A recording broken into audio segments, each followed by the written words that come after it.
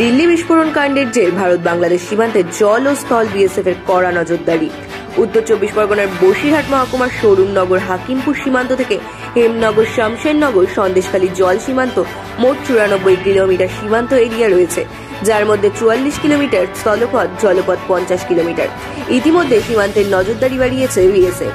একদিকে জলপথে night vision camera patrolling শুরু হয়েছে, অন্যদিকে যেসব জায়গায় তাটাটা নেই সেই সব জায়গাগুলিতে অতিরিক্ত বাহিনী মোতায়েন করা হয়েছে।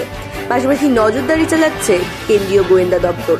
অপরিচিত লোক দেখলেই তাদের উপযুক্ত নথিপত্র দেখছে। পাশাপাশি সীমান্তে যেসব গ্রাম আছে সেগুলোর উপরে বাড়তি নজরদারি শুরু করেছে বিএসএফ।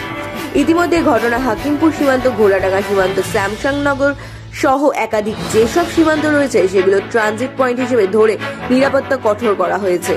বাংলাদেশের থেকে যেসব পণ্যবাহী ট্রাক আসছে সেইগুলোকেও তল্লাশি চালাচ্ছে বিএসএফ। রাতের অন্ধকারে যেমন গাড়ি checking, Ghoradanga bridge, Merudandi bridge, Ichamati bridge, Katakhali Bonbibi সেতুয়া, হারোয়া ব্রিজ, একাধিক যেসব ব্রিজ আছে সেগুলোতে বাড়তি সতর্কতা জারি রয়েছে।